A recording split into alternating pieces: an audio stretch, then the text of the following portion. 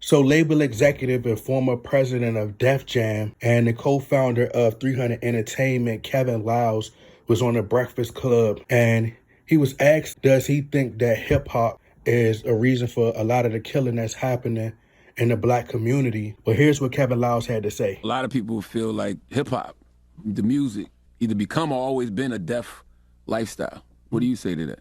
I live it, and I haven't killed anybody, and I consume more hip hop and been part of hip hop than most people. But I will tell you that there's an issue that it's black on black crime because we were taught to be against each other. I had to be better than you. I had to do more than you. That's hip hop. That's what we've been taught in an oppressive country. That you know, the things that we shouldn't value life like it's meant to be valued. And for those of us, we're black, white, green, purple, whatever color, that believe that music kills. No, gun kills. Lack of education kills. Racism kills. White supremacy kills. Those are the things. And I don't believe hip hop kills people. I believe people kill people. Can't nobody tell me that Kevin Lyles is not Russell Simmons' clone. Like, can't nobody convince me otherwise. They look smack alike. He had to come from a cloning farm. He looked way too much like Russell Simmons. But the reason that Kevin Lyles and the Breakfast Club want to admit that hip-hop music as the reason behind these senseless killings, but the reason they're not going to shift blame to hip-hop is because, why? It feeds their pockets. Right? It feeds their pockets. See, they keep pushing and encouraging us to have this victim mentality, blaming racism. You heard him in the interview say, you know, racism kills, white supremacy. Ain't no white person ever gonna be supreme over me, bro. Ain't no white person got more power than I got over my own life. I control my destiny. Can't nobody stop me. Kevin Lyles sat up there and said that, well, you know, I've been listening to hip hop my entire life. I never harmed anyone. I never did nothing to anyone. But your circumstances could have been different than others. Almost 70 to 80% of young boys, or young black boys in particular, were raised in a household without a father. You were more than likely probably raised with a father or had some kind of mentor in your life. Not everybody has the luxury of having a male role model in their lives. Some people grow up in households with no father there for reinforcement, no father there for guidance, no father there for structure. There's no family structure, no uncle, no grandfather, no man to teach them how to be a man. Young black boys got access to social media. They have access to YouTube. They live vicariously through these artists, through these rappers. 11, 12, 13-year-old boys, when they go outside, culture is making it acceptable for men to just have random sex with a female without protection. And it's cool to be a baby mama. It's cool to just be a baby daddy. Why? Because that's what culture promotes. That's what's in the music. These guys grow up in this community. They want to be like the artists that they see because that's what get all the women. Whoever the biggest rapper at the time, they got the most influence. The women are drawn to the guys who got their pants sagging, who want to be like NBA Youngboy. She's attracted to the guys who are hood dudes, who dropped out of school, who likes to tote a Draco. We didn't even hear about Dracos. Dracos didn't even become popular until a few years ago. But our community refused to take accountability because we've grown to love and idolize and worship these artists so much. We're so in love and infatuated with these artists that you can't let go. But it's destroying the youth. If you think that music isn't influential, right?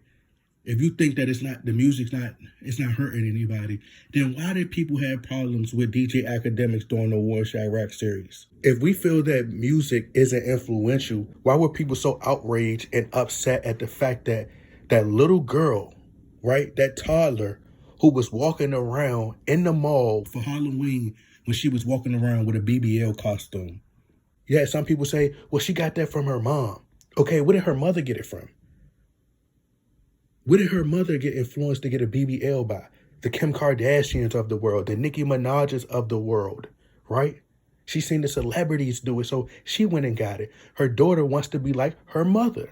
If entertainment is not influential, then why are people so bothered and feel like these cartoons, these television shows, and they feel like the rainbow community is trying to force their children to be into the same sex? Them seeing two genders of the same sex in a relationship, that's not going to affect them according to you, because why? It's just entertainment. Everybody's upset and saying that the rainbow community is trying to push this lifestyle on the kids. How? If it's not influential. It's just entertainment, remember? If you grew up in a household with a heterosexual relationship, then you shouldn't be bothered by that. The reason you bothered by it because you know that it's influential. When I was young, 50 Cent was one of my favorite artists growing up. And a lot of young boys, they're not going to admit this. When I was young growing up, and I seen Tupac get shot, I seen 50 Cent get shot 9 times, I wanted to get shot. I'm not even going to lie. I thought it'd be cool because I thought you get respected. You get all this type of love. I was fascinated by that lifestyle. I would draw pictures of me in a mugshot with all these drug charges. I had guns. I had these gun charges. It was almost as if you was reading my criminal background. I regret having my tattoos now. The only reason I got my tattoos is because Lil Wayne was making it popular. And next thing you know, everybody started getting tattoos. Dreads. Like, to say music isn't influential, it'll be a complete lie. You don't think that it's hurting our community? I have to assume that you are just out of touch with reality. I 100% guarantee you that if culture change and the style of music starts to shift, right, which I believe it will, I think we're heading into the generation and the era of rainbow rap. That's my belief. But I guarantee you, once culture starts to shift and there's a new style of music out there, then you'll see Kevin Lyles and the Breakfast Club, they'll change their stance on it. You see, being a gangster and being a thug is going out of style. And everybody who built an image and built a likeness off portraying this gangster image, they're in panic mode now. Because they built a career out of portraying this gangster tough image.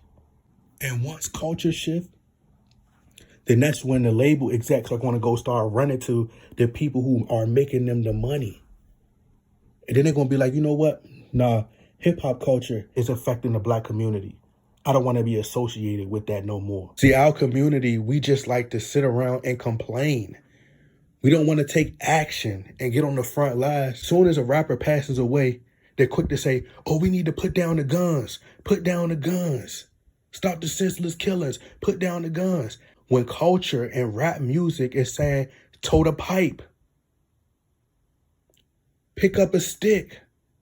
Pick up a Draco. Shoot it out with the ops. Entertainers, influential rappers telling us to pick up a gun. All we hear is shoot 'em up, bang, bang, kill, shoot 'em up, rob, steal. That's all we hearing in the music. So what do you think the young black boys are going to do? But if they made money promoting something else, there'll be less killings. How do we know? Look at country music. All these other genres of music, none of their artists are passing away. It has to be the music. It has to be the culture. Until the music business sees that something else is making them that money, then they're going to continue to fund hip hop because they could keep getting rich off of our stupidity, our ignorance. We are in love with ignorance.